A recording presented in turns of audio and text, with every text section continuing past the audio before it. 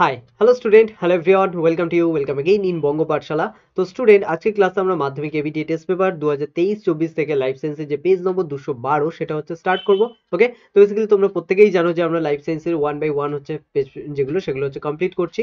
তো তার মধ্যে আজকের আমরা 212 হচ্ছে শুরু করব। ঠিক আছে, তো স্টুডেন্ট চলো লেট না করে শুরু করা যাক।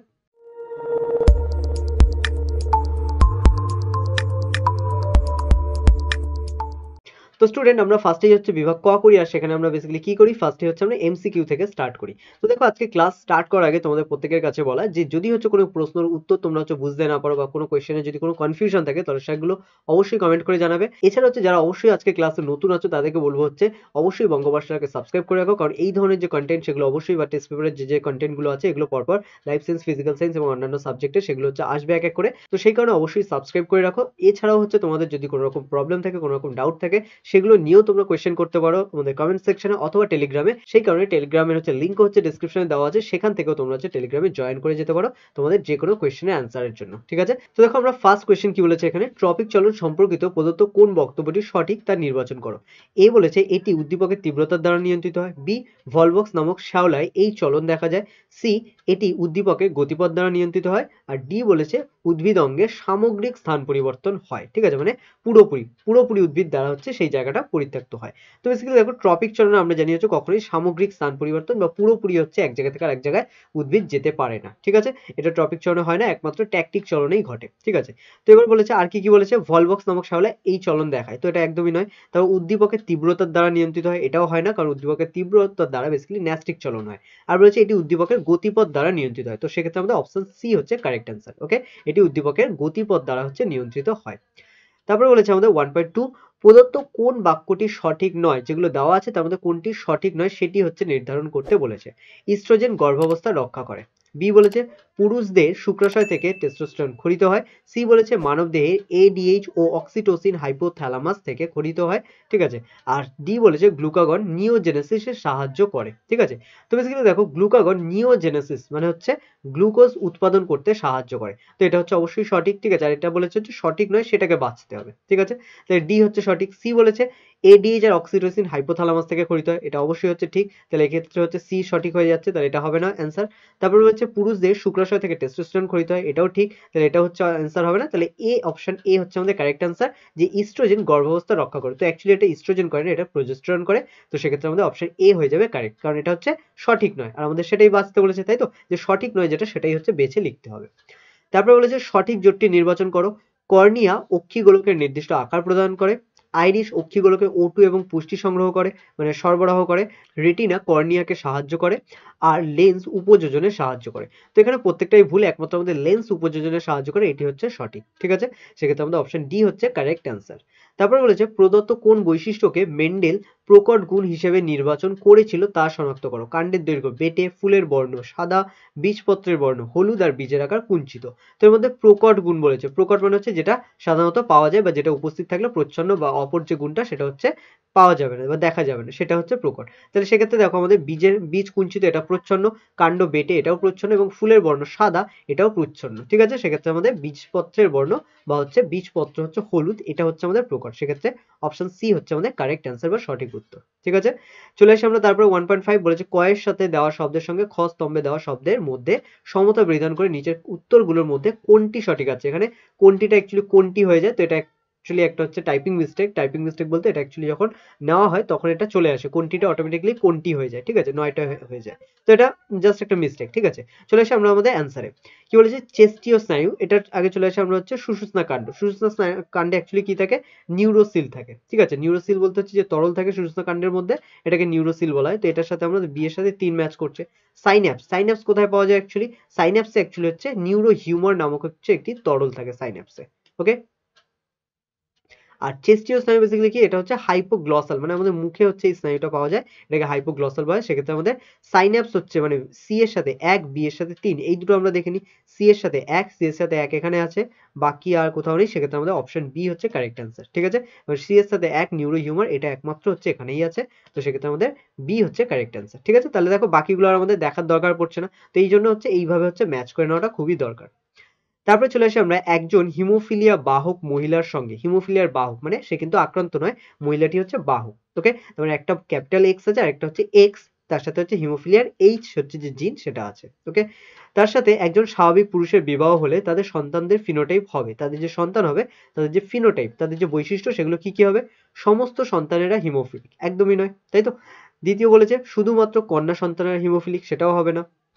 50% পুত্র হিমোফিলিক ও অন্যান্য সন্তান স্বাভাবিক, তো একদমই তাই, 50% পুত্রই হচ্ছে হিমোফিলিক হবে, কারণ পুত্র সন্তান যে দুজন হবে তার মধ্যে, যেহেতু দেখো আমাদের এখানে আমরা ক্রসটা ঘটিয়ে হচ্ছে আমরা দেখতে পারি, ঠিক আছে, এখানে আমরা চাইলে ক্রসটা ঘটাতে পারি। দেখো কি আছে, আমরা বলেছিলাম একটা এক্স নর্মাল আর একটা এক্স কি হিমোফিলিক, তাহলে এক্স এর পাশে আমরা একটা ছোট্ট করে এইচ লিখতে পারি। ওকে, এবার এটাকে যদি আমরা হচ্ছে এইভাবে হচ্ছে চেকার বোর্ডের মাধ্যমে হচ্ছে আমরা দেখি, তাহলে কি দেখতে পারি, চেকার বোর্ডের মাধ্যমে যদি দেখি তাহলে এইভাবে। আর সেক্ষেত্রে আমাদের পিতা থেকে আসছে কি একটা এক্স, যেটা নর্মাল পিতা, যেহেতু স্বাভাবিক বলা হয়েছে তাই তো, স্বাভাবিক পুরুষের সাথে বিবাহ হয়েছে, তাহলে পিতা এক্স আর এখানে হচ্ছে মাতা কি ওয়াই।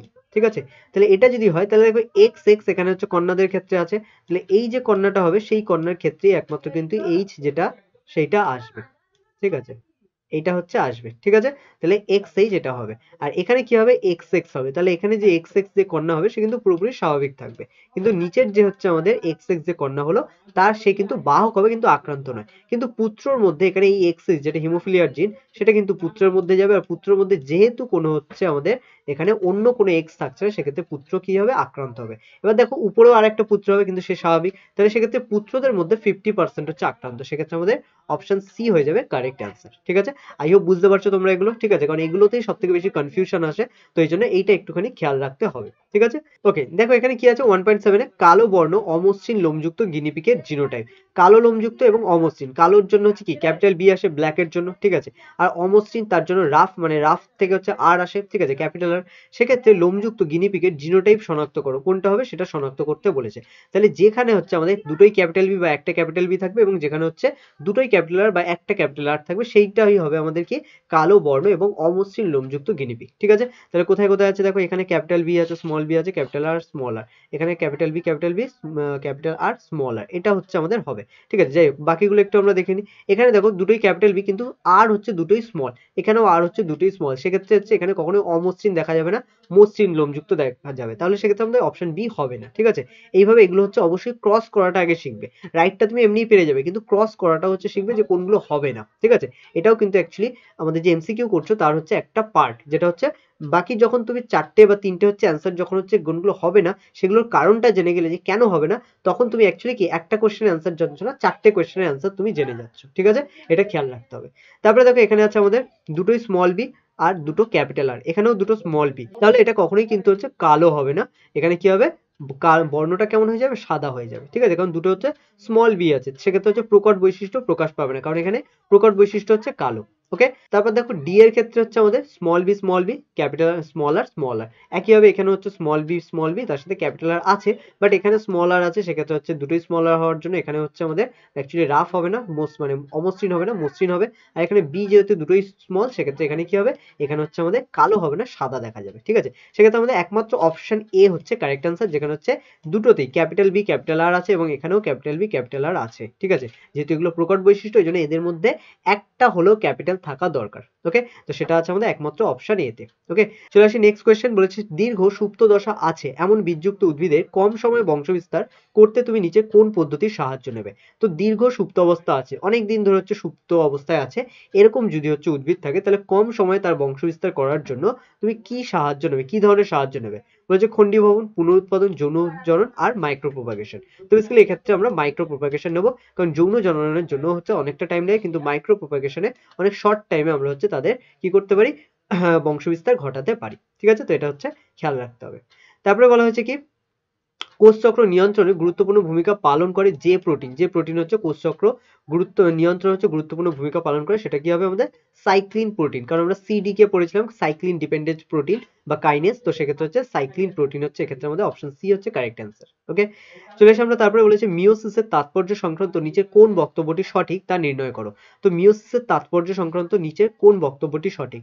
মিওসিসের তাৎপর্যের ক্ষেত্রে হচ্ছে মিওসিস বলা হয়েছে মাইটোসিস নয়, সেক্ষেত্রে এখানে কি হ্রাস বিভাজন হয়, এটা খেয়াল রাখতে হবে। আর মিওসিসের জন্য কি হয়, গ্যামেট উৎপাদন হয়। ঠিক আছে, এটাও খেয়াল রাখতে হবে।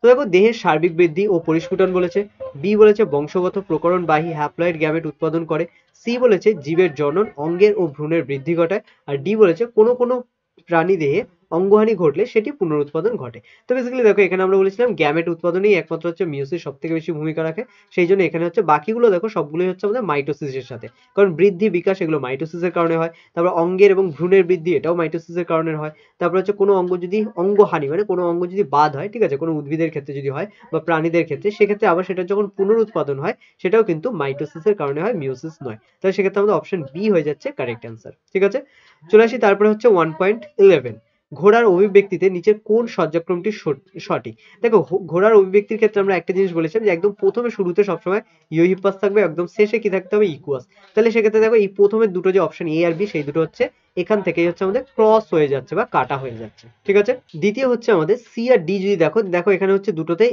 মধ্যে হচ্ছে একটাতে ইউহিপাস আছে আর একটা শেষে হচ্ছে ইকুয়াস আছে, তাহলে এটা একমাত্র সিতেই আছে, তাহলে আমরা চোখ বন্ধ করে এক্ষেত্রে বলতে পারি যে সি হচ্ছে আমাদের কারেক্ট অ্যান্সার। ঠিক আছে, চলো তারপরে কি আছে আমাদের, নিচের কোনটি অস্থিযুক্ত মাছের পটকার গ্যাস শোষণে সাহায্য করে বা গ্যাস শোষণ করে। তাহলে নিচে অস্থিযুক্ত মাছের পটকার গ্যাস শোষণ করে কোনটা, রেটিয়া মিরাবিলিয়া। ঠিক আছে, যেটা আমি একটু আগে বলেছিলাম যে রেটি মিরাবিলিয়া হচ্ছে আমাদের আগের ক্লাসে হচ্ছে ছিল, তো সেক্ষেত্রে একইভাবে হচ্ছে রেটিয়া মিরাবিলিয়া থাকতে পারে বা রেটি মিরাবিলি থাকতে পারে। ঠিক আছে, সেক্ষেত্রে এক্ষেত্রে আমাদের অপশন ডি হচ্ছে কারেক্ট অ্যান্সার, এবং এটা কোথায় থাকে বলেছিলাম যে পশ্চাৎ প্রকোষ্ঠে হচ্ছে থাকে। ঠিক আছে, তাহলে এক্ষেত্রে নিচের কোনটি অস্থিযুক্ত মাছের পটকায় গ্যাস শোষণ করে, এটা হচ্ছে রেটিয়া মিরাবিলিয়া। ওকে, চলো নেক্সট কোশ্চেনে চলে আসি আমরা, বলেছে সিউডোমোনাস জীবাণুটি মানে অ্যাকচুয়ালি ব্যাকটেরিয়া এটা একটা, তো নাইট্রোজেন চক্রের নিচের কোন ধাপের সাথে যুক্ত।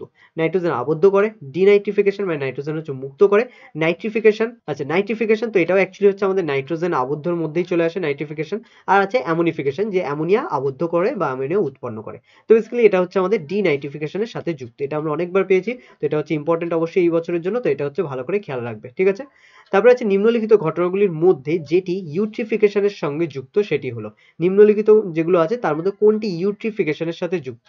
তো বেসিক্যালি ইউট্রিফিকেশনের সাথে এর মধ্যে যুক্ত হবে আমাদের অ্যালগাল ব্লুম। ঠিক আছে, কারণ ইউট্রিফিকেশনের ফলে হচ্ছে কি প্রচুর শৈবাল উৎপন্ন হয়, আর এই অতিরিক্ত শৈবাল উৎপন্ন হওয়াকে কি বলা হয়, অ্যালগাল ব্লুম।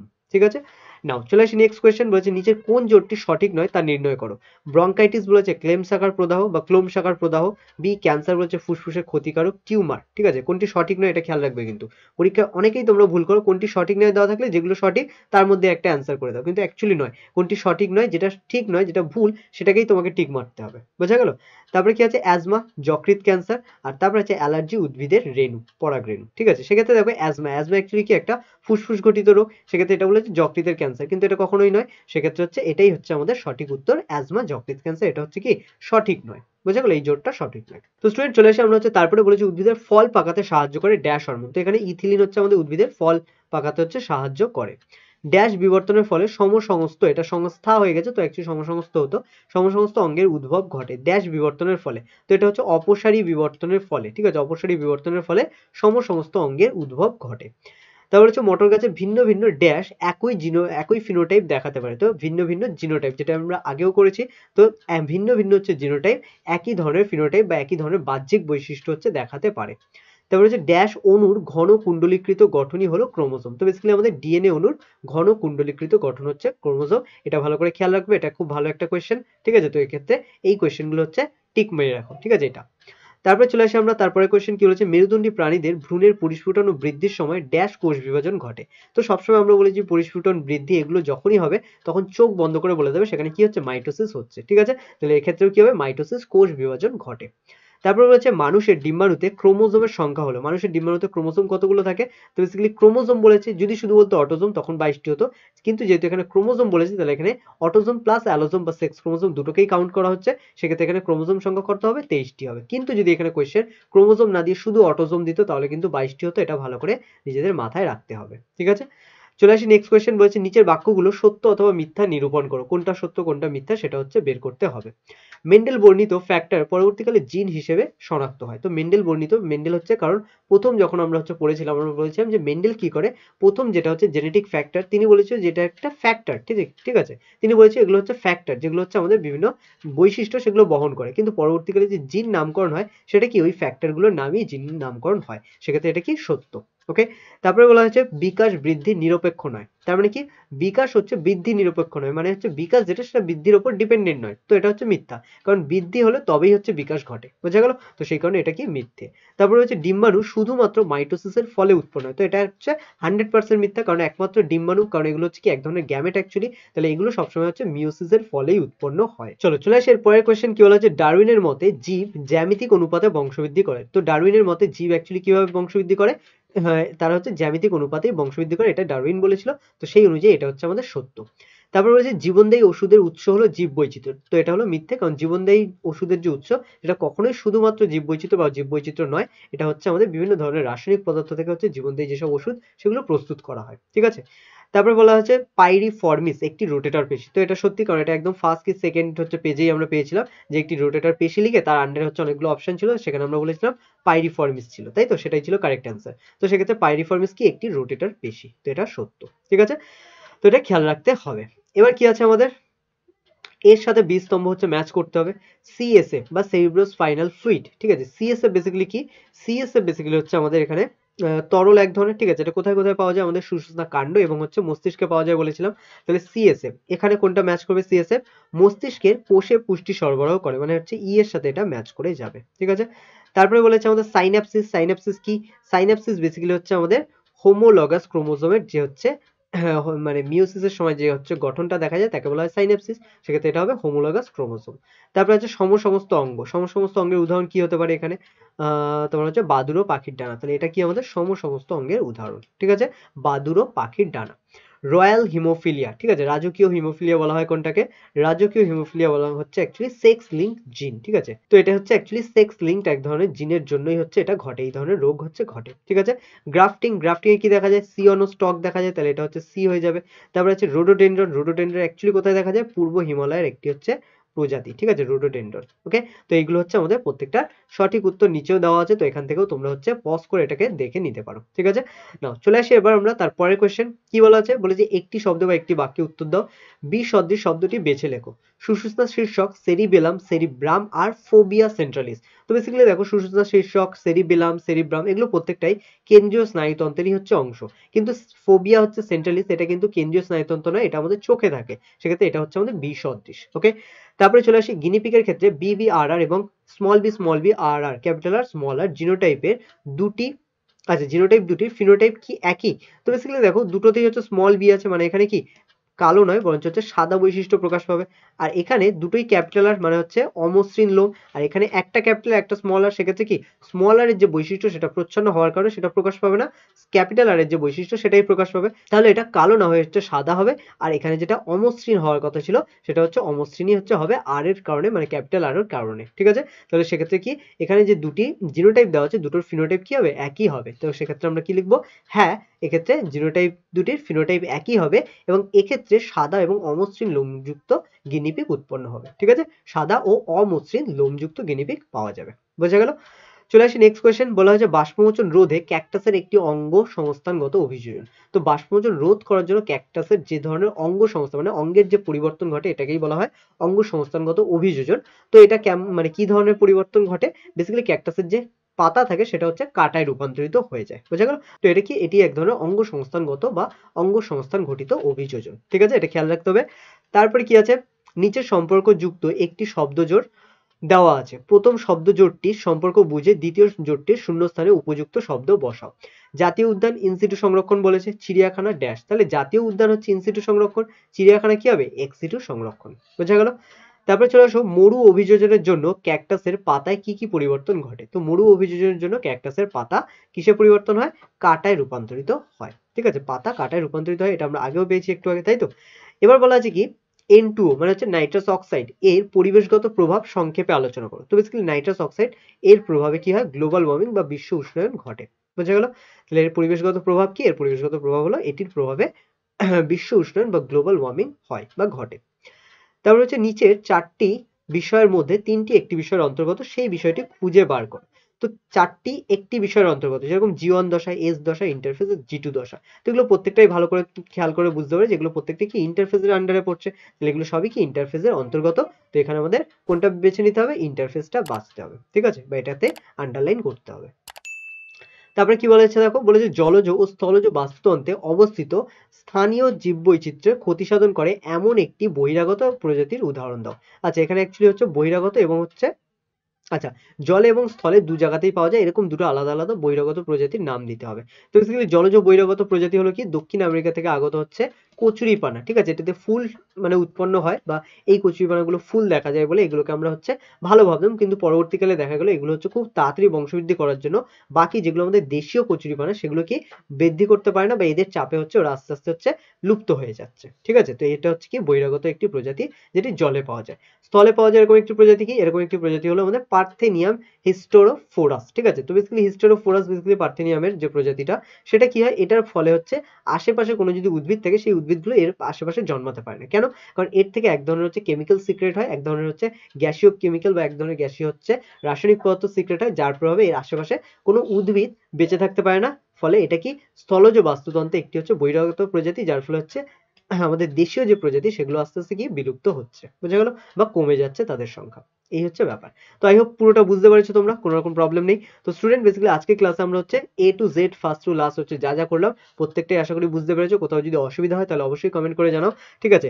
আর যারা হচ্ছে আজকে ক্লাসে নতুন আছো তাদেরকে অবশ্যই বলবো যে এই যে সিরিজগুলো চলছে এগুলোর যে নোটিফিকেশন সেগুলো যাতে তোমাদের থেকে মিস না হয় সেটা অবশ্যই হচ্ছে সাবস্ক্রাইব করে নাও। আর বাকি যারা হচ্ছে বন্ধুরা আছে, ক্লাসমেট আছে, তাদেরকে অবশ্যই হচ্ছে বঙ্গ পাঠশালার হচ্ছে চ্যানেল লিঙ্ক হচ্ছে তোমরা শেয়ার করতে পারো, কারণ তাদেরও এই সময় হচ্ছে এই ধরনের জিনিসগুলো জানাটা খুবই দরকার। তো সেই জন্য এটাও হচ্ছে তোমরা করতে পারো, ঠিক আছে। তো নাও স্টুডেন্ট, আজকে ক্লাস আমরা এখানে শেষ করবো, দেখা হচ্ছে আবার পরের ক্লাসে। ততক্ষণ প্রত্যেকে ভালো থেকো, ভালো করে পড়াশোনা করো, এবং বঙ্গ পাঠশালাতে কোনো রকম কোয়েশ্চেন থাকলে অবশ্যই জানাও।